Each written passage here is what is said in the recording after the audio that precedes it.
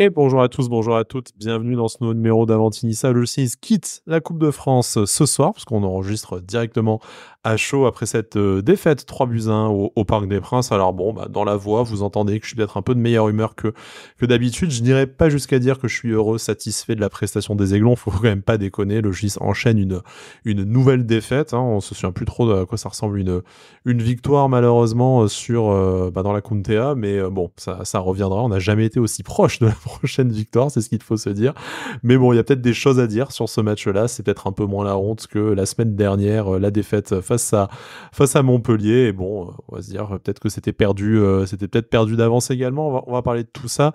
J'ai le plaisir d'être accompagné de Turkel ce soir pour en parler. Salut Turkel, comment vas-tu? Salut Sky, eh bien écoute, ça va par rapport à une défaite, mais ouais, ça va. Je sais pas. C'est le max qu'on pouvait espérer, en fait, j'ai l'impression, vraiment. Ouais, il y a un Au peu de moins, on n'a ça, pas envie de voilà. mourir, quoi. Mais quel courage de faire cette émission dans son état. Ouais, d'ailleurs, on est que deux, hein, vous noterez, voilà, hein, j'en profite pour rappeler à tous mes chroniqueurs qui se sont lâchement décommandés les uns après les autres. Ah non, mais on travaille et tout. Ouais, bon, d'accord, j'ai compris. Il y a pas de souci. On comprend, le résultat ne donne pas très envie. Je suis sûr qu'ils m'auraient tous rappelé si on avait été qualifiés, évidemment. Mais bon, Ça voilà. serait très difficile. Voilà, non, Ça serait très difficile à passer. ça c'est gratuit parce que bon, c'est grâce à eux que l'émission tient aussi. Turkel, je te remercie du coup d'avoir fait l'exception quand même et d'être Écoute, là. je tiens parole parce que j'estime que quand même, Ouais, il allez, faut voilà. quand même en parler. Allez, Il y a des choses à dire. tu sais quoi, rentrons tout de suite dans le vif du sujet, comme ça on va essayer de se faire un petit format une demi-heure, on est un de moins, puis bon, il y a malheureusement pas grand-chose de différent à dire par rapport à d'habitude. Alors, voilà, 3-1, cette défaite au parc, on s'attendait à se prendre une valise, vu les dernières sorties de l'OGC Nice, pardon, on a réussi à revenir au score, notamment par l'intermédiaire de Gaëtan Laborde, hein, ce petit moment de frisson à 2-1, où on s'est dit, ah, il y a peut-être moyen en deuxième période de revenir, et finalement non, entre notre maladresse chronique, 15 tirs, 4 cadrés, bon voilà, c'est un peu dans nos standards habituels, Ouais. et puis le fait qu'en face, c'était déjà la grosse équipe de Paris, et puis en fait c'était mieux huilé, plus en confiance, et puis voilà, ça a très simplement déroulé sur notre pauvre équipe de bras cassés, malheureusement. Si tu dois retenir quelque chose du match, on va dire un mood, c'est on y a très brièvement cru, parce que sinon on va pas se mentir, on aurait éteint la télé, on serait couché, pas en train de faire Ouais, l'émission, mais pas très longtemps, et au final on j'y ai est même cru pas 10 minutes, déçu. quoi. Ouais, voilà. Non, je sais même pas, j'y ai cru. J'ai cru à l'égalisation 10 minutes. Oui, Tu vois, après on aurait perdu de toute on peut le façon. faire. Parce que mine de rien, cette fin de première mi-temps, elle est quand même pas mauvaise. En fait, surtout si tu la mets en balance avec la première demi-heure de jeu, les premières 35 minutes. Si tu mets ça en balance, tu dis bon, il y a quand même un gap. On n'a pas vu le même OGC Nice sur la même mi-temps. Une équipe au fond du trou pendant près de 35 minutes et une autre qui se dit bon bah peut-être qu'on peut faire quelque chose. Au final, on est quand même là pour jouer au foot. Alors peut-être que ce serait bien de mettre un pied devant, un pied devant l'autre à un moment donné. Non, ouais. Franchement, je suis pas déçu parce que je m'attendais déjà au résultat. Je m'attendais à ce qu'on prenne vraiment une valise pour le coup. Et au final, j'ai trouvé quand même souvent battu, mais souvent battant. Donc, il y a des choses qui me déçoivent beaucoup, mais d'autres auxquelles je m'attendais pas, étant donné la forme actuelle de l'équipe. Je rappelle que c'est sur une série de 5 matchs, on est à 4 défaites et un match nul. Donc voilà, je m'attendais pas à grand chose, si vous voulez. Mais bon, sentiment ambivalent. Bon, on n'est pas déçu, certes, on y a cru très brièvement, en tout cas on a cru qu'on allait pouvoir afficher un autre visage, et partiellement on l'a fait. Alors tu choisis pour commencer de parler du commencement, tu as peut-être raison, et de revenir sur cette entame de match pourrie, la première demi-heure vraiment dégueulasse. Alors, reconnaissons qu'en face, tu n'as pas n'importe quelle équipe, c'est le PSG, sa grosse armada, parmi les meilleurs joueurs du monde, ou en tout cas au moins les meilleurs joueurs de notre championnat, donc forcément c'est un petit peu moins la honte d'avoir la tête sous l'eau face à cette équipe-là que face aux autres équipes de Ligue 1.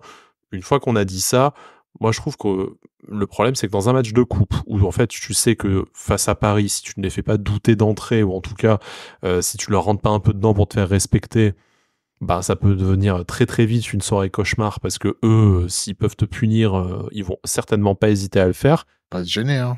C'est un peu dommage peut-être d'avoir attendu la deuxième partie de la première période pour commencer à jouer au foot. Est-ce qu'on met ça quoi sur le manque de confiance par rapport à la série que tu as rappelé? Est-ce qu'en fait on a voulu mais on se fait confisquer le ballon et après une fois que Paris tourne, bah forcément c'est supérieur techniquement à notre OGC Nice? Ou est-ce qu'en fait je crois que c'est Morgan Sanson qui en disait quelques mots à la mi-temps, hein, il y a quelque chose qui a changé avec le deuxième but, et puis on a décidé de remettre la marche avant, et c'est peut-être un des rares enseignements à tirer de ce match, c'est qu'en fait on est capable de jouer au foot quand on en a envie. La question c'est pourquoi on n'en a pas plus souvent envie. Bah, en fait, moi, ce qui m'a déjà gêné, c'est comment dire, cette insistance à jouer très court avec le pressing parisien qu'on connaît. Alors déjà, on le connaît, on sait qu'il est très bon, mais alors en plus là, on l'a vu, ils nous ont pas laissé respirer, hein, ce qui a un peu amené le deuxième but. Ok, malheureusement un peu pour Marcin Bulka, mais bon, on peut peut-être plus le devoir au pressing, au très bon pressing de Dembélé, hein, malheureusement. Mais en fait, ce qui est, je perds un peu le fil, mais ce qui m'a gêné, ouais, c'est en fait, j'ai l'impression qu'ils sont rentrés dans le match à la 35e. C'est ça qui m'énerve, Ouais. c'est que ils les ont regardés jouer pendant 35 minutes, à se faire mais balader complètement. C'est-à-dire que je me demandais quelle était la possession de balle pendant ces 20 premières minutes là. Mais tu regardes le résultat final, 65-36, je me demande si c'était pas 80-20 au début, quoi. Ouais. C'est affreux, hein. C'est affreux. Et en fait, ce que j'ai du mal à comprendre, c'est que les mecs, ils ont un ego tellement, enfin, je sais pas, ils ont un ego surdimensionné pour se dire, bon, c'est Paris, on y va tranquille. Mais au final, quand ils commencent à se prendre une valise, peut-être qu'il faudrait qu'on commence à jouer au football. Je comprends pas cette mentalité-là. Moi. J'ai beaucoup de mal avec ça. J'ai ma réaction comme souvent, hein, plutôt dans la réaction que Ouais. dans l'action, mais ce qu'on peut retenir là, c'est que quand même, tu fais des jouets, peut-être que je m'enflamme déjà un peu beaucoup, mais en tout cas, t'arrives à produire quelque chose face à une excellente équipe de Mhm. Ligue 1 et même européenne, dès que tu essayes un peu. Donc en fait, tu te dis, mais pourquoi t'as pas... est-ce que c'est T'as pas accéléré avant. l'effet Parc des Princes et l'effet caméra où tout le monde joue le match de sa saison, tu vois, ou est-ce que c'est enfin voilà, où on s'est Moi, dit on je s'est pense qu'il enfin y a le dit fait qu'on qu'il y avait a on s'est enfin dit qu'en fait on avait tout à gagner et rien à perdre, déjà peut-être ça, davantage. puis j'ose espérer qu'ils ont un esprit de compétition. Je pense que oui. Après, bon, tu mets pas la même pression au Paris qui est à 0-0 en début de match et au Paris qui mène 2-0 et qui relâche peut-être un petit peu sa pression et sa mainmise sur le match, même si leur intention c'est de le tuer, hein, clairement. Mais effectivement, tu te dis bon bah l'éclair est venu d'un homme en fait. Hein, c'est Jérémy Boga qui s'est énervé au bout d'un moment. Il a dit bon bah ça suffit quoi. J'en ai marre de me faire déboulonner. J'en ai un peu marre. Il a eu un petit peu peur au début Ouais, j'allais dire, de Zahir Emery. on en parlait pendant le match. Il y a cette première action où il a un boulevard devant lui et un boulevard dans Ça lequel me il y rend fou. a Zahir Emery au milieu. Bon, c'est pas n'importe qui non plus, hein, Zahir Emery, bien entendu, mais on se dit, Défensivement, il te fait pas peur quand même, Zahir non, puis Emery un pour faire profil ça. comme Boga, je sais pas, dribble. Au Bah non, il pire, te au fait pas pire, peur Zahir quoi. Emery étant un excellent joueur, bah peut-être que tu vas perdre ton duel, ce qui est Oui. possible, et on ne t'en veut pas, mais tente. Mais en fait, Et non, on non, ne voudra pas. il fait caca culotte et du coup, il passe Ouais. le ballon en On arrière. perd le ballon. Et sur la deuxième action, il se dit bah non, cette fois je vais y aller, et puis ça donne Et puis ça voilà, passe. ça donne cette super action. Bah, Et ça pour passe. et pour tout le reste du match, du coup, il ne s'est plus posé la question. Donc en fait, ça Bah a oui. libéré quelque chose, et c'est vraiment l'image du reste de l'équipe de se dire mais putain les gars, qu'est-ce que vous avez Un qu'est-ce déclic mental qu'est-ce que qui vous a avez manqué, ouais. qu'est-ce que vous avez à perdre à tenter quelque chose, quoi, parce que au pire ça marche. Si vous essayez de faire quelque chose, si vous n'essayez de rien faire, on connaît déjà le résultat. Mais Moi, tu le vois, jeu court et le redoublement de passes, j'aime bien, mais pas devant mes cages. Hein. ouais, puis Ça va, mais pas nécessairement face à Paris, prime. Enfin, Oui, prime, voilà. en tout cas, Non, 5 pas étoiles, ce quoi. pari-là, quoi. Les mecs, ils ont mis tout le monde, quoi. Non, mais je veux dire, là, t'aurais entendu Claude Puel. J'entendais Claude Puel, il faut trouver de la verticalité dans les transitions. C'est vraiment... C'est affreux, quoi. Enfin, non, mais c'était difficile à regarder parce que tu te dis... En fait, il y a de l'incompréhension dans les entames de match de l'équipe ces derniers temps. J'allais dire du club, mais c'est de l'équipe. Et ce qu'elle est capable de produire. Et tu vois qu'elle est capable de se mettre au niveau d'un Paris Saint-Germain prime, on va dire. Prime Coupe de France, quoi. Mais quand même, moi, je me pose des questions sur l'état mental de cette équipe, du coup. Elle est rentrée sur le terrain, pourquoi? Les joueurs sont rentrés sur le terrain, pourquoi? C'est pas comme s'ils l'avaient pas fait, déjà, de battre le Paris Saint-Germain au Parc des Princes. Dans un match, un superbe match, en plus, hein, cette saison, je veux dire, c'était il y a pas si longtemps. Donc, je me pose des questions, dans quel état mental cette équipe, elle est, pour se dire, à l'ego, on va aller chercher ce Paris Saint-Germain, on va aller leur mettre un but et les faire douter pendant au moins un quart d'heure, 20 minutes, et encore un peu après, en deuxième mi-temps, mais après avoir pris un troisième but. C'est la question que je me pose, c'est dans quel état mental. Ouais, en fait, tu fais douter Paris quand Paris veut bien te lâcher le ballon, quoi. Allez, vas-y, fais ton truc parce qu'on s'emmerde, quoi. Essaie de relancer un peu l'intérêt du match. Tu vois, je sentais que Mbappé était pas très heureux de cette situation-là parce que c'est pas le genre à lâcher justement ce genre de doute à l'adversaire, tu vois. Donc, bon, bah, je me dis, c'est quand même possible de le faire. Bon, après, faut mettre au crédit de Mbappé que lui n'a jamais douté que l'OGC Nice n'allait pas franchement inquiéter le Paris Saint-Germain cette saison. Rappelons-le. Moi, je pense pas. Moi, je pense pas. Bon, on a dit le bien qu'on a pensé du match de Jérémy Boga pour peut-être terminer, je sais pas, peut-être qu'on en reparlera dans l'émission, mais on voulait faire vraiment une focale sur, c'est peut-être l'homme du match. Non, l'homme du match et l'homme de la saison, on sait déjà qui c'est, on en parlera dans quelques instants, mais le meilleur joueur du match, peut-être, effectivement, il y a des chances que ce soit Jérémy Boga, et en tout cas, c'est de toute façon le meilleur élément offensif de la saison du côté de l'OGC Nice, et on le dit depuis le début dans nos débriefs, dans nos émissions, c'est que de toute façon, quand Jérémy Boga a le ballon, bah, en général, il se passe quelque chose. Quand il essaye de provoquer, c'est justement cette rupture, ce décalage qui nous manque cruellement, qui arrive à faire quelque chose. Il y a cette entente quand même, je trouve, avec Gaëtan Laborde, qui a été assez fluide sur ce match-là. Productif sur ce match, fait but, quoi. Donc, et l'inverse face à Montpellier, d'ailleurs, si je dis pas de bêtises. Donc il y a une certaine connexion, on va dire, footballistique entre les deux joueurs, mais Jérémy Boga, de toute façon, c'est clairement notre atout offensif numéro 1 cette saison, et ça ne passe même essentiellement que par lui pour créer du danger. On le disait depuis le début de saison déjà que, avec son arrivée, le côté gauche, notre couloir gauche, ça allait être vraiment notre côté fort, et à chaque fois, c'est de là que vient le danger. Puis c'est un garçon intelligent, Boga, parce que c'est pas le genre de joueur qui va dribbler en regardant ses chaussures. Il fait vraiment attention à où est-ce qu'il va placer son ballon, où est-ce qu'il va le ressortir, sortir de son dribble. C'est pas Saint-Maximin, quoi. C'est pas la comparaison que j'allais faire, mais ok, oui, je l'accepte. Elle est vraie. Non, c'est vrai. C'est vrai. Non, je vais pas le comparer à Hatem, parce que Hatem, c'est... Non, on va avoir des problèmes. On va avoir des problèmes, ouais. Non, mais si je dois, je le trouve intelligent dans son dribble, c'est-à-dire qu'il sait où il va. Alors, il est pas capable de faire des choses qu'Hatem fait, la comparaison n'a même pas lieu d'être, mais il sait où il va avec son ballon, et quand il donne son ballon, quand il lâche son ballon, quand il est dans la surface, parce qu'il aime bien arriver au 1m50, à peu près à 10 mètres de la cage, il sait où est-ce qu'il va le lâcher, ou alors, s'il voit qu'il n'y a personne, et c'est toujours comme ça que ça se passe, il va faire son crochet du droit et essayer de se placer sur le pied droit pour essayer d'envelopper son ballon et de la mettre au fond. Donc c'est comme ça qu'il fonctionne. Et puis voilà, quand il a le ballon, je m'inquiète moins, je sais qu'il va se passer un truc. Sauf quand il a Zahir Emery en face. Warren. Voilà, je ne peux pas dire son prénom. Non, je plaisante.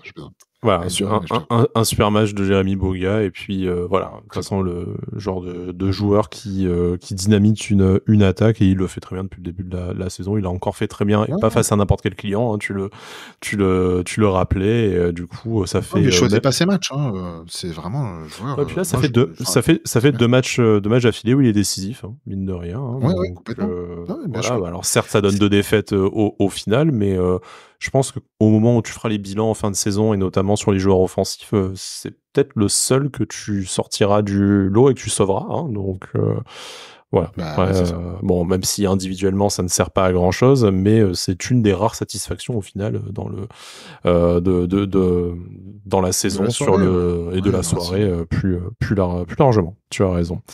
Je te propose qu'on passe à la suite de l'attaque, et notamment à la performance de Gaëtan Laborde. Alors, buteur, du coup, un beau but qu'on n'a pas vu. Pardon.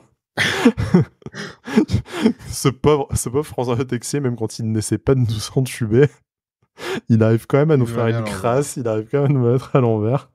C'est une magnifique réalisation. Non, il n'y avait pas penalty, hein, parce que je pense que c'est pour ça qu'il y a le gros plan sur l'arbitre pour voir s'il va siffler penalty. Il n'y avait pas, c'était plutôt bien arbitré de laisser l'avantage. Il y a une belle, pour le coup, une belle frappe de Gaëtan Laborde qui, au-delà de son but, moi je trouve a fait un de ses meilleurs matchs de la saison, et en fait il a fait ce qu'on aime voir de Gaëtan Laborde, c'est-à-dire être mobile, proposer des solutions, participer à la construction du jeu collectivement, et je le disais avec une belle entente, je trouve, ballon au pied avec Jérémy Boga, et puis bon, récompensé par un but en plus. Bon, alors ça n'efface pas tout ce qu'on a vu de lui depuis le début de la saison, évidemment, mais en même temps, c'était une des rares fois où il était aligné à son poste. Il était peut-être entouré avec que ce soit Evan Guessant, alors qu'il n'a pas fait son meilleur match, mais bon, ça arrive à tout le monde, comme on vient de le dire, et un super Jérémy Boga, peut-être des joueurs, quand il a entouré lui aussi de joueurs plus mobiles, plus techniques, avec lesquels il peut permuter, peut-être que ça le met un peu plus en valeur, et que du coup, forcément, ça lui permet lui également de s'économiser un peu physiquement, et après d'être un peu plus lucide dans les 20 derniers mètres. Gaëtan Laborde, c'est un peu un menteur, parce que t'as l'impression que c'est un joueur, un attaquant de surface. T'as l'impression que c'est un joueur de foot, mais pardon. Non, t'as l'impression que c'est un joueur un joueur de surface, un renard des surfaces, etc. Mais en fait, c'est quelqu'un qui a besoin d'avoir des joueurs qui bougent autour de lui, comme tu l'as dit. Mais dis-moi, Sky, ce n'est pas ce qu'on dit depuis le début de la saison. Oh non, incroyable. Joue en pointe. Oh là là, ce serait bien que Gaëtan Laborde joue en pointe, enfin, à son poste. Oh. Non, mais voilà, ce qui se passe quand tu mets un joueur à son poste, un attaquant comme Gaëtan Laborde, une occasion comme ça, il la rate rarement quand même. Faut être honnête, tu vois. C'est pas Jordan Otomba qui a une double frappe et qui la met à côté. Et je ne lui en veux pas parce que il y avait hors-jeu. Pas facile à mettre. Il y avait hors-jeu, heureusement. Ouais. Mais j'aurais bien aimé qu'il la mette au fond juste pour la gloire. Après, moi, j'ai vu que c'était Jordan Otomba, j'ai même pas tressailli. Hein. Je me suis dit, non, mais le ballon ne va pas rentrer, ce n'est pas possible. Ah non, mais moi, je suis à eux. J'espère tout, moi. Une tête de dentelle à 80, à la 100e minute, pas de problème. Non, mais voilà, je suis content de l'avoir vu comme ça, parce que je me dis, en fait, le mec, malgré la saison de merde qu'il fait, parce qu'il faut dire que c'est une saison de merde, on va pas se mentir, il a encore envie, et il y croit encore un peu, tu vois ce que je veux dire? Il lâche pas, et en fait, moi, c'est pour ça que, bon, je vois les débats des minettes, là, sur Twitter, Buonani, nanana. Bon, bah, il s'est barré, ciao. C'est gratuit, t'avais juste envie de retracer ta haine sur Buonani, c'est abusé. Non, je le hais pas, hein. Je hais ses partisans. Non, c'est pas ça. Je veux dire, en fait, c'est que le mec, on l'aime pourquoi, Laborde, et pourquoi moi je veux qu'il soit titulaire en pointe, c'est parce que il a un mental d'acier. Le mec ne lâche pas dans un match. Il ne lâche pas dans une saison. Et c'est ça qu'il nous faut à Nice. C'est pas des joueurs hyper fantasques et tout, c'est des joueurs intelligents et qui ont un mental d'acier. Et c'est un des seuls dans cette équipe actuellement qui a un mental d'acier. Je le dis et je le répète, il y en a 3 ou 4, pas plus. Hein. Il y a Marcin Bulka, il y a Dante, parce que voilà, je le respecte quand même. Il y a Jérémy Boga et il y a Gaëtan Laborde. Il y a Melvin Barr aussi. Ils sont pas 15, hein. Tu te calmes immédiatement. Ouais, Melvin Barr, je te l'accorde parce que Melvin Barr, il fait quand même une saison très propre. Voilà. Ils sont 5, ils sont pas 15, ils sont 5. Voilà. D'ailleurs, Didier, je vais te moins la retrouver. moitié de l'équipe. Didier, je te retrouve et je te recasse les dents comme avant si tu appelles pas Melvin Barr demain en équipe de France. Hein. Mais bon, voilà. Didier, si tu m'écoutes, je te préviens. Voilà. Non, mais voilà, pour Gaëtan Laborde, après, bon, soyons aussi honnêtes 2 minutes au moins dans l'émission. Voilà, sa saison, elle est très en dessous de ce qu'on doit attendre de lui. Bon, cela dit, comme à l'exception de Jérémy Boga, peut-être comme la plupart des autres joueurs offensifs, allez, Evan Guessant qu'on n'attendait pas, qui fait une bonne saison également, peut-être qu'on peut le sauver, mais c'est sûr qu'en fait, au-delà du troll, mais on l'avait dit qu'il fallait le faire jouer en pointe, en fait, surtout, indépendamment du poste, il faut qu'il soit entouré de joueurs qui fassent un peu vivre le ballon, avec lesquels il peut combiner, avec lesquels tu peux jouer au foot. Alors, peut-être une association à 2 avec Terem Moffi, ça fonctionnerait. Moi, je dirais pourquoi pas le voir en plus avec peut-être un autre système tactique forcément et une autre façon de jouer que celle proposée par Francesco Farioli, mais pourquoi pas le voir évoluer un jour avec Terem Moffi, ou pourquoi pas le voir à la pointe d'un 4-3-3 ou d'être servi par un numéro 10. Je ne sais pas, mais tout est possible. Hein. Tout est possible. Il a besoin d'avoir de la mobilité et de pouvoir prendre la profondeur. C'est un joueur qui... C'est pas un joueur qui va tricoter avec le ballon devant la défense, quoi. Enfin, je veux dire, il a besoin d'avoir des joueurs qui bougent autour de lui et qui savent utiliser le ballon pour le trouver. Et tu vois, en fait, moi, j'ai un peu de frustration parce que autant j'aime beaucoup Evan Guessant en pointe. C'est un joueur que j'aime bien, Evan Guessant. Vraiment, je trouve que il apporte quelque chose. Malheureusement, sa finition, elle laisse à désirer. Bon, c'est un jeune joueur encore, qui a le temps de s'améliorer. Il est jeune, hein. Oui, bien sûr. Et justement, c'est un point sur lequel il travaille beaucoup à l'entraînement. Mais là, moi, une association que j'aime bien voir, à droite, c'est Aloubalde, quoi. S'il vous plaît. Qu'on pourrait voir mettre un peu de folie dans le dernier match. Alors peut-être pas... un peu le même profil que Boga, et je trouve que c'est dommage de se passer, quoi. Je pense qu'il est plus mature dans son jeu qu'un Mohamed Ali Cho, sans lui manquer de respect. Et peut-être qu'il apporterait plus d'impact à droite, et du coup faire pencher un peu ce danger. Et je pense qu'une entente avec Gaëtan Laborde est possible, parce que c'est un peu le même profil de joueur que Boga. Donc voilà. Je l'aime bien en pointe, Laborde. Voilà. Alors, tu parles de Mohamed Ali Chaud. Je te propose qu'on soit notre prochain sujet, qu'on en parle dans quelques instants. Je voudrais juste, quelle transition, une passe décisive soignée. Je voudrais quand même juste quelques mots sur la sortie de Gaëtan Laborde, qui était le joueur offensif le plus intéressant, celui qui avait le plus tiré, le buteur également. Tu choisis de faire rentrer en plus Terem Moffi. Alors, bon, c'est pas pour tirer gratos sur Terem Moffi, mais c'est pour faire un changement poste pour poste. Du coup, c'est même pas pour faire rentrer un attaquant supplémentaire, c'est pour avoir un autre profil. Et je suis pas convaincu que le profil de Terem Moffi, le match ne ressemblant pas franchement au match aller, que c'était le changement le plus pertinent. Bon, ça s'est vu sur la fin de match d'ailleurs, que pas exceptionnel. Ça c'est une chose, mais surtout la réaction perplexifiée de Gaëtan Laborde au moment du changement, qui fait un peu écho à celle de Jordan Lotomba la semaine dernière, qui exprime son mécontentement sur sa sortie, alors qu'en plus ça ne s'expliquait pas forcément sportivement. Des fois oui, avec Jordan Lotomba, mais pas sur le pas sur le coup. Est-ce que c'est... Comment on doit interpréter ça? Je sais qu'il y a des débats, oui, mais ces joueurs, ils sont nuls, et en plus ils râlent quand ils sortent et tout machin. Ou alors, au contraire, on est content de voir des joueurs peut-être un peu piqués au vif, et de se dire, moi je préfère voir un mec qui sort en râlant parce qu'il voulait continuer à se battre, plutôt qu'un mec qui baisse la tête en mode dépressif. Je sais pas ce que tu... Voilà, je sais pas ce que ça t'inspire. Est-ce que c'est aussi que les joueurs ne comprennent pas les choix de leur entraîneur, et ça ouvre d'autres problèmes? C'est un peu là. En fait, tu peux l'interpréter de différentes manières. On n'est pas vraiment dans leur tête, mais effectivement, un joueur pro, compétiteur, il a envie de rester sur le terrain. Bon, ça c'est évident. Je veux dire, même dans un match comme celui-là qui est difficile, et surtout dans un match comme celui-là, c'est contre le Paris Saint-Germain, quoi. Je veux dire, c'est le meilleur moyen de te mettre en valeur et de faire un match. C'est pas parce que ton équipe elle perd que tu fais un mauvais match. La preuve, Laborde faisait un très bon match, un très bon match. Il faisait un bon match, il a été décisif, et la rentrée de Moffi, en plus, n'a pas changé grand-chose, même s'il s'est procuré une occasion qui a été arrêté par Donnarumma. Je vais pas lui faire de compliments parce que je le déteste, mais il a fait un arrêt quand même de folie.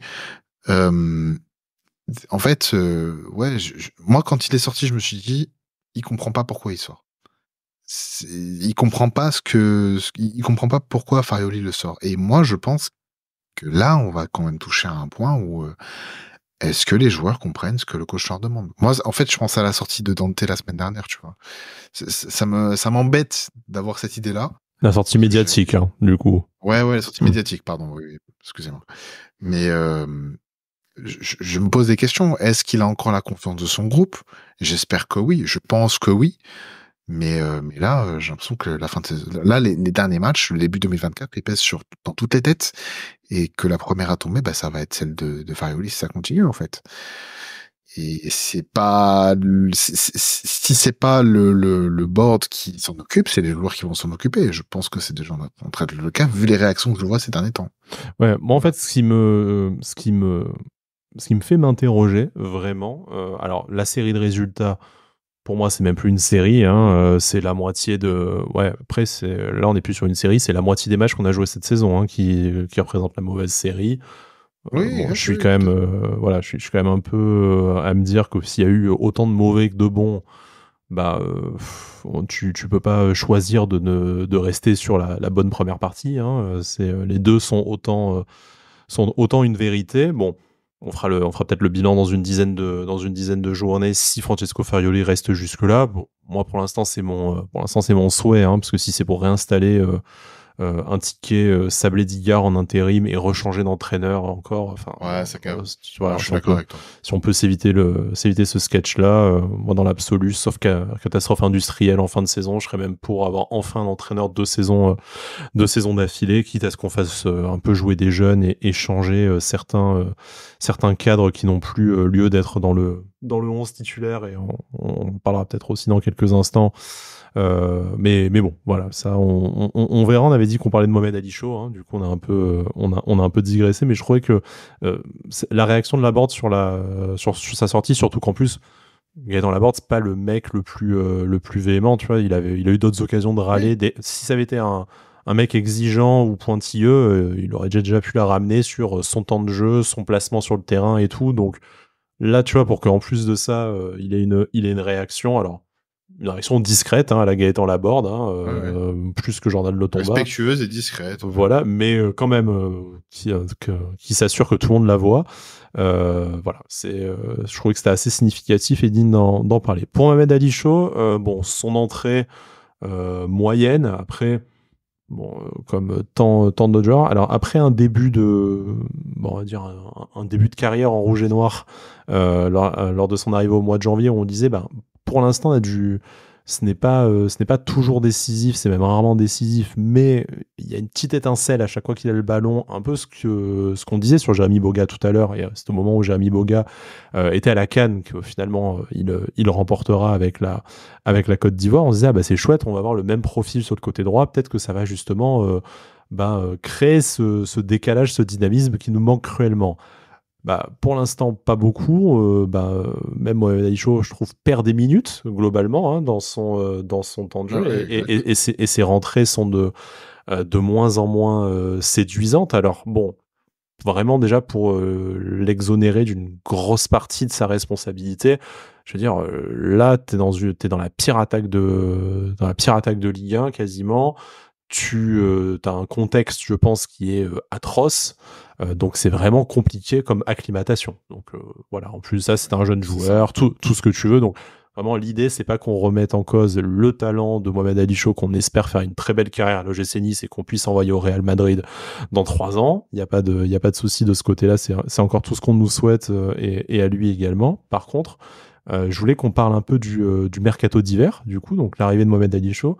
L'arrivée de Valentin Rosier, qui alors lui joue encore moins parce que physiquement, apparemment, il est toujours carbo, alors que le mec n'avait juste que 1 mois et demi de compétition en moins dans les pattes. Hein. C'était pas non plus 6 mois, mais t'as Non, mais à l'impression chaque que. fois, il jouera. Enfin, qu'il va pas jouer là, Alors, c'est bon. bon, lui, l'option d'achat, je pense on peut se dire que vaut mieux pas qu'elle soit levée, même si elle est pas très chère. Quoi. Il y a le temps, mais bon, j'ai l'impression qu'on compte pas du tout dessus et qu'il n'apporte pas satisfaction. Il a fait 6 matchs, le mec, ça n'a aucun intérêt, quoi. C'est assez Enfin, étrange, mais voilà, pour pas parler d'un joueur qu'on n'a pas vu ce soir, encore une fois, ouais. c'est juste pour dire, Mohamed Ali Chaud, du coup, qui est un peu dans dans cette difficulté, mais surtout, en fait, est-ce que, en partie, l'OGC Nice ne paye pas un mercato d'hiver qui, finalement, est moins réussi que ce à quoi on s'attendait sur le papier et lors des premiers matchs, notamment de Mohamed Ali Chaud, on avait bien dit. Et Lucien Favre le disait lors de son retour, hein, le mercato d'hiver, c'est aussi très important. Mais voilà, Christophe Galtier le disait également. Lucien Favre, première version, le disait. Bizarrement, même si pour l'instant, on peut pas dire que l'OGC Nice n'a pas mis les moyens cette fois. Mais en attendant, c'est encore une saison où on était deuxième à la trêve, où on avait besoin d'un mercato d'hiver solide pour rester dans la course au podium, et encore une fois, où manifestement, Mercato d'hiver n'a pas apporté ce qu'il devait apporter, en tout cas à court terme. Après, encore une fois, on se réserve pour Mohamed Ali Chaud le fait que voilà, ça sera peut-être un joueur très important de l'OGC Nice la saison prochaine. Ouais, puis après, il a eu 2 matchs titulaires chez nous. Il a été titulaire contre Lyon et contre Clermont. Mais bon, il a pas apporté satisfaction. Il est là le problème. Et là, du coup, il retombe dans des temps de jeu similaires à ce qu'il avait avec la Real Sociedad. Donc bon, le mercato d'hiver, ouais, il est raté. Hein. De toute façon, pour moi, quand tu prends un joueur qui est en manque de temps de jeu et un autre qui a quasiment pas joué, c'est compliqué, quoi. Hein. Enfin, et effectivement, il est très important. Et là, c'est pas toujours une question de moyens. Je pense que c'est une question d'opportunité aussi. Mais bon, apparemment, Rosier, ça faisait 1 an qu'on est Non, mais dessus. quand Tu tu vois.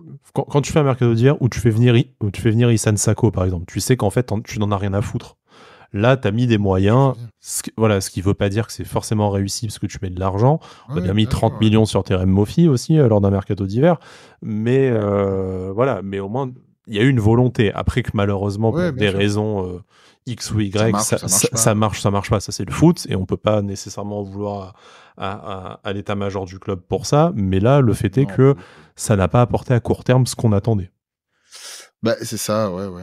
Non, mais je sais pas. Après, pour Cho, je pense qu'il lui faut. Enfin, comme t'as dit, c'est un jeune joueur, donc il lui faut encore un petit peu de temps, mais je sais pas.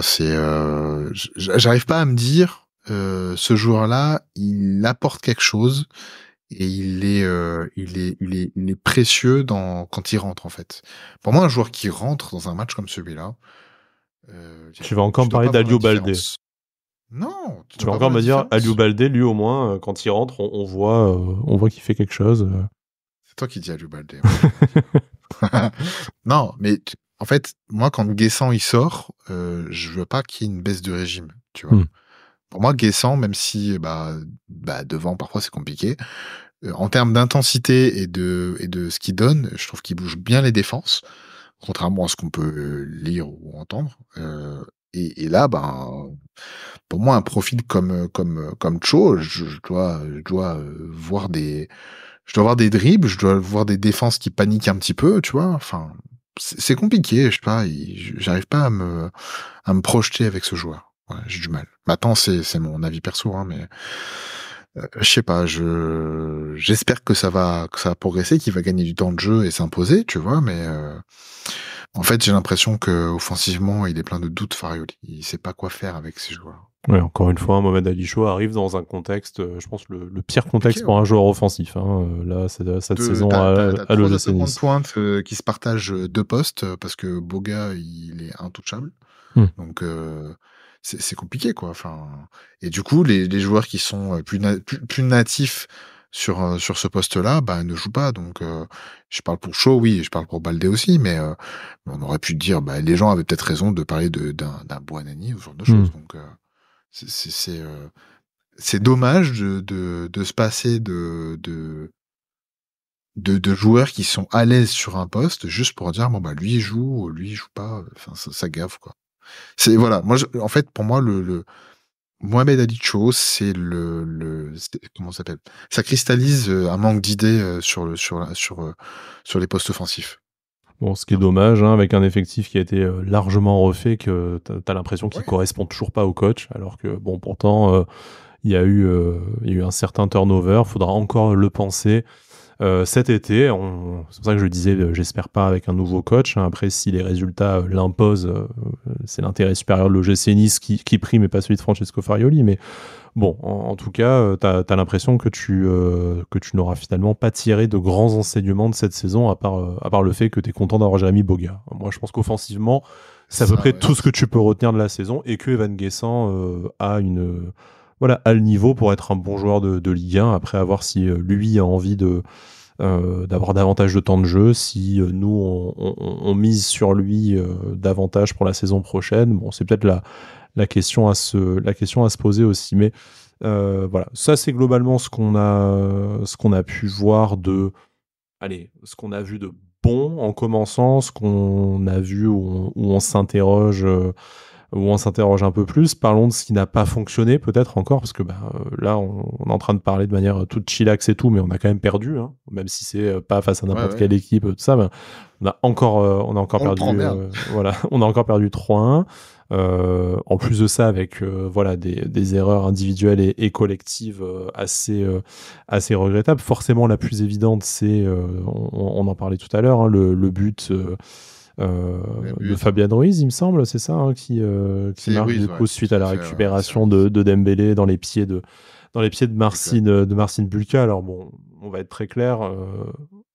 Marcin Bulka est à la faute, ça ne remet absolument pas en cause ni l'amour qu'on a pour Marcin Bulka, la qualité de sa saison, ni même la qualité de son match, hein, puisque les arrêts après il les sort, notamment sur le coup franc de Lukangin qui lui coûte son nez. D'ailleurs, l'homme avec un grand H, hein, quand même, pour continuer ce match-là. On a failli voir Maxime Dupé faire ses premières minutes en rouge et noir. Et d'ailleurs, à cette occasion, on a remarqué que quand Marcin Bulka se blesse, Maxime Dupé, il est prêt à le remplacer au lieu de flipper comme son prédécesseur, de dire « Oh putain non, je vais quand même pas rentrer ». Donc voilà, non, Maxime Dupé... il avait envie de rentrer, hein, Maxime. Lui, il a mis 3 fois la chasuble et tout, il avait envie de rentrer. Donc on sait que lui, au moins, il est opérationnel. C'est le bon enseignement au niveau gardien de la soirée. Mais bon, blague à part, Marcin Bulka, ça arrive même au meilleur de faire des erreurs. C'est dommage.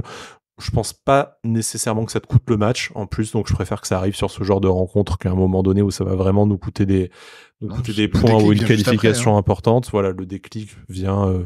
En fait, les deux déclics que t'as, j'ai l'impression que les deux déclics que t'as dans le match viennent des deux coups que tu prends sur la tête, en fait, quoi. Donc c'est, on le disait, toujours l'équipe à réaction, mais bon, voilà. Marcin Bulka, pas nécessairement bon.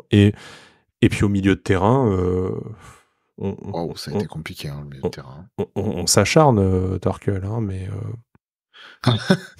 je vais pas m'acharner. Non, je vais essayer de relever le point positif du milieu de terrain ce soir. Et je vais vous surprendre. Oui, je vais vous surprendre parce que j'en parle beaucoup en mal, souvent. Mais ce soir, Pablo Rosario a fait un match correct. Et je ne peux pas ne pas le dire. Voilà. Non, franchement... Je suis honnête intellectuellement. Un vrai match de guerrier. Pablo Rosario a fait un très bon match par rapport à ses coéquipiers, sachant que je me suis aperçu de la présence de Morgan Sanson à la 77e minute, lorsque j'ai vu la sortie d'Evan Guessant. Je me suis dit, ah, il est là. Quand il est sorti, en fait. Voilà. Quand il est sorti, il est remplacé par Claude Maurice. Moi, j'ai juste vu tirer les corners, mais sinon, effectivement, pas. Oui, tirer les corners. Pas du tout. Notamment celui dans les gants de Donnarumma. Ouais, et tu fais bien de parler de Claude Maurice, qui fait en ce moment des meilleures performances qu'Efren Thuram. Moi, ça m'inquiète, perso. C'est inquiétant, mais... Je pensais jamais dire ça dans ma vie, hein, tu vois. La descente aux enfers du pharaon, franchement, c'est terrible, quoi. Non, mais là, je suis désolé. J'aime beaucoup ce garçon, c'est ça qui m'énerve. Le problème, c'est que... On a beaucoup aimé ce joueur. On est persuadé qu'en plus, dès qu'il va partir, il va remettre la marche avant. Il va faire... Et ça va mieux se passer. Et ça va mieux se passer ailleurs. Mais là, chez nous, dans l'état actuel, je veux dire, pourquoi il est encore dans le 11, en fait, quoi? Là, je me pose vraiment des questions. Je sais pas. En fait, j'arrive pas... Alors, peut-être que je connais pas le football. C'est possible, hein. C'est même sûr, ça, on ne sait pas de quoi on parle, mais bon. Je sais pas de quoi je parle. Voilà. Ça nous empêche pas de parler, c'est l'essentiel.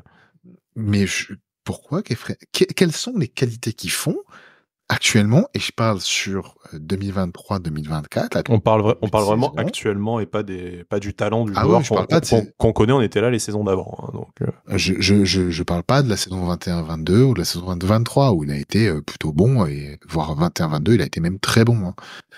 Je parle de la saison 23-24. Qu'est-ce qui se passe avec Khéphren Thuram? Je comprends pas. Et je crois que je l'ai pas attaqué dans une seule émission que j'ai fait depuis le début de saison.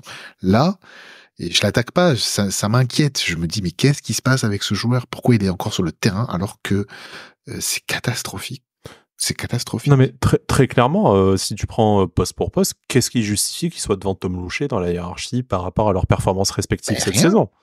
Voilà, qu'il soit devant éventuellement devant Claude Maurice qui n'a pas fait 5 saisons superbes à l'UL6, loin de là, et qui en plus est en fin de contrat cet été, donc on n'a aucun intérêt à miser dessus.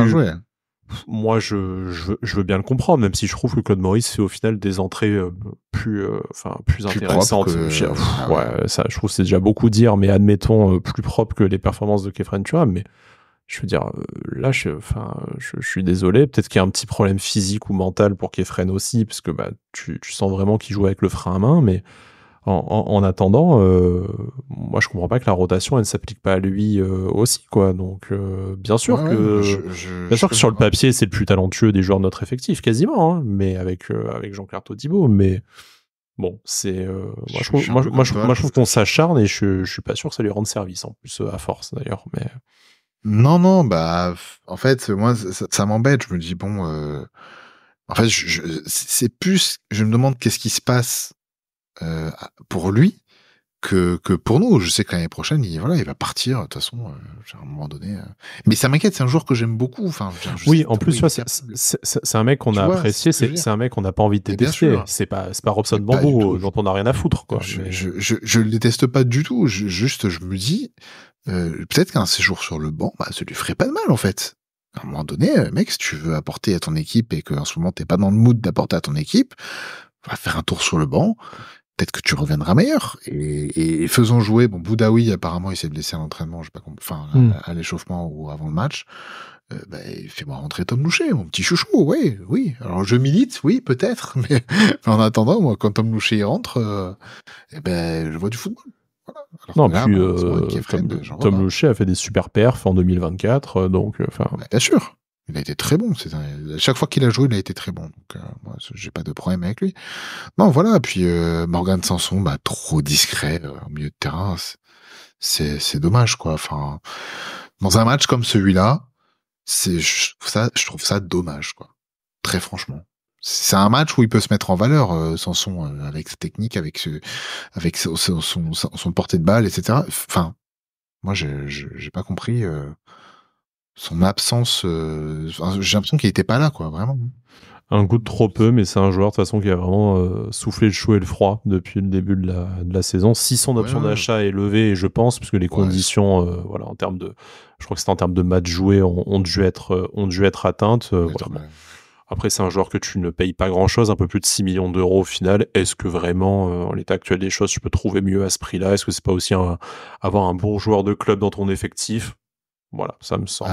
Vaut mieux l'avoir lui la saison prochaine que devoir encore chercher un milieu de terrain, etc. Sachant qu'on va sûrement perdre et Todibo et Thuram. Que tu vas devoir en trouver d'autres de toute façon. Ouais, et Lotomba, la défense va falloir toute la refaire. Donc au milieu de terrain, vaut mieux avoir des certitudes, quoi. Voilà, tu parlais de Todibo qui a encore pocket Mbappé comme à son habitude, même s'il fait pas Je vais faire un même. Il fait pas son meilleur match, mais voilà. Je l'avais fait à l'automne, avec le Mbappé dans la poche du short et tout machin. Oui, c'est ce qu'il faut. Voilà, je vais te le retrouver, je vais te l'envoyer. Mais voilà. J'ai vu 2-3 tweets passer comme ça, genre chaque fois que Todibo, j'ai vu des trucs, des trucs pas très sympas sur Todibo, mais oui. Je pense que tu l'as vu passer comme moi, celui-là. Mais que à chaque fois, Mbappé, il se fait pocket par Todibo, c'est fort. Hein. Je ne peux qu'applaudir la performance parce que ça reste un des 3 meilleurs joueurs du monde actuellement, voire certainement maintenant dans les 2 meilleurs joueurs du monde. Donc je ne peux qu'applaudir la performance. Malheureusement, ça ne suffit pas. Ça ne suffit pas. Il n'y a pas que Mbappé au Paris Saint-Germain. C'est très compliqué. Il y a des Gonzalo Ramos, il y a des Ruiz, il y a des Lee Kang-in, il y a des Dembélé. Bon, Dembélé qui n'aura toujours pas marqué son deuxième but en Ligue 1, en France avec nous, avec Paris contre nous. Voilà, ça pourra me faire plaisir. Mais voilà, après on le disait en début d'émission, on a vraiment l'impression d'être tombé sur le Paris en forme, même si pas invincible non plus, avec une équipe et des joueurs qui sont de classe au-dessus des nôtres. Donc ça, voilà, ça atténue peut-être un peu la déception de cette élimination. Paris qui fait jouer Zahir Emery en arrière droit face à Nice quand même. Manque de respect. Après, on connaît notre club, on sait très bien que si on avait éliminé Paris, ça aurait voulu dire offrir la Coupe de France à Lyon. Du coup, quelque part, est-ce qu'on n'est pas content un peu d'avoir évité ça? Ah, je préfère que ce soit Paris qui la gagne très clairement. Hein. Voilà, on ne va pas perdre à Lille face à l'Olympique Lyonnais. C'est peut-être la bonne nouvelle de cette élimination. Turkel, pour conclure cette émission, enfin, je sais pas si on a tout dit sur cette rencontre, hein, voilà, émission un peu. Je crois qu'on a dit quand même pas mal de choses. Un peu décousue parce que à chaud et puis parce que bon, de toute façon, là, on approche on est plutôt dans le dernier tiers de la saison maintenant et puis bon, les matchs se suivent, se ressemblent un peu malheureusement, cette inefficacité offensive, les résultats qui malheureusement continuent d'être déprimants, mais voilà, on essaye quand même aussi de valoriser ce qu'il y a valorisé, d'essayer toujours de lancer des pistes de réflexion, parce que sinon, ce serait chiant de faire et d'écouter nos émissions pour vous. Hein, donc, on essaye de dire la vérité, de les rendre, déjà de dire la vérité, et puis de les rendre intéressantes jusqu'au bout de la saison, même si sur certaines rencontres, c'est une épreuve. Hein, on va pas se mentir, mais au moins ce soir. Ça n'a pas toujours été bon. L'OGC Nice ne sait toujours pas qu'un match ça dure 90 minutes, mais il y a eu au moins une demi-heure où on n'a pas eu trop honte de notre équipe, donc peut-être que nos attentes maintenant sont vraiment basses, mais je me dis qu'au moins j'ai pas éteint la télé en étant en colère. C'est un progrès, tu vois. Je crois que. Est-ce que tu fais une thérapie? C'est un peu, c'est un peu cette émission, la thérapie, hein, très clairement. Ouais, c'est vrai que c'est un peu une émission de thérapie. Voilà, parce que sinon. Non, t'as pas évoqué l'éventuel masque de Marcin Bulka. Ouais, parce que du coup, Marcin Bulka, imaginez si ce mec, avec un masque de protection, en plus, est-ce qu'il aurait pas plus 80 en charisme quand même, quoi, parce que il va être. Non, c'est sûr.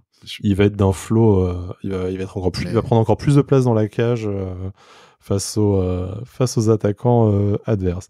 Le prochain rendez-vous de l'OGC Nice, c'est encore à l'extérieur. Ça sera à Lens, samedi à 21h. Donc Lens 5e, 42 points, et Nice désormais 6e avec 40 points. Bah voilà, pas besoin de faire un calcul, surtout que les 3 quarts du temps, je me trompe. Bon, celui-là, je suis à peu près dans le coup. Le Nice, en cas de victoire, aura les moyens de récupérer cette 5e place à son adversaire du week-end. On serait quand même bien inspiré de le faire. Bon, vu la dynamique des deux équipes, c'est quand même pas gagné. On va essayer peut-être de capitaliser sur un peu les choses positives qu'on a vues ce soir. Hein. Bon, Lens qui est dans une très grande forme. Il y a du positif. Hein. Il y a... En fait, c'est pas le vide absolu. C'est ça. On n'est pas là à se dire de toute façon, voilà, ils vont louer, ils vont encore perdre, etc. Machin. En fait, ils nous laissent espérer. C'est ça le pire. Le pire, c'est qu'ils nous laissent espérer. Et face à Lens, il va falloir plus qu'espérer parce que Lens, ça peut être le jour et la nuit et ils sont capables de mettre 3-0 à Lyon chez eux. Donc, bon, surtout qu'il y a des matchs. C'est pas impossible. Il y a d'autres matchs importants ce week-end. Il y a notamment un Brest-Lille. Du coup, le Nice pourrait également doubler les Lillois en cas de victoire brestoise. Et puis il y a un Rennes-Marseille, 2 équipes pour l'instant derrière nous. Ça pourrait changer, notamment pour Marseille, selon les résultats de ce week-end-là. Là, j'avoue que ça piquerait franchement. Il ne manquerait plus que Lyon nous rattrape. Et alors là, la saison serait complètement. On est encore en vie dans ce classement, donc faut pas désespérer, on est quand même européen, encore. Alors, c'est peut-être le dernier week-end où on se dit ça, mais pour l'instant, on l'est toujours. On est à 2 points de la 4e place, 5 points de la 3e, ça commence à être un peu chaud. Mais c'est pas fini, quoi. Je veux dire, c'est pas impossible. C'est pas... Enfin, je dis pas qu'il faut être naïf et croire en un réveil d'un coup du collectif, hein. Ça va être ça va être âpre, ça va être difficile, mais tout est encore possible, tout est encore jouable. Je pense qu'on a vu des choses quand même ce soir qui sont pas si dégueulasses. Enfin, des motifs de satisfaction, non, mais des motifs d'espoir, oui. Et ben, on va continuer d'espérer, et puis on priera pour être européen la saison prochaine, hein. Voilà, hein. Ça va le faire. C'est tout ce qu'il y a à espérer, et puis ça, on en reparlera de toute façon dès dimanche, puisque voilà, match samedi soir, on enregistrera le podcast dimanche au petit matin, en espérant qu'on ne regrette pas de mettre le réveil pour ça, et qu'on puisse parler d'une remise en avant, tout simplement, de l'OGC Nice. Ça n'est pas pour ce soir, malheureusement. La Coupe de France, ça s'arrête cette année, mais bon, plutôt que d'aller perdre en finale, voilà, on est peut-être un peu, un peu moins déçus. L'optimisme règne dans cette émission de se dire, même si C'est fou, hein, parce que même c'est si toujours moins frustrant qu'une défaite au Puy-en-Velay, quoi. Ouais. C'est un peu plus de panache de dire que t'es sorti au Parc des Princes. T'avais un côté inéluctable de toute façon. Donc voilà, c'était foutu. Après avoir éliminé Bordeaux et Montpellier, c'était très dur. Circle, merci de m'avoir accompagné dans cette émission nocturne. À très vite dans Avanti Nissa. Et puis, chers auditeurs, chères auditrices, comme je dis, on se retrouve dimanche. Et d'ici là, Issa Nissa. Issa Nissa.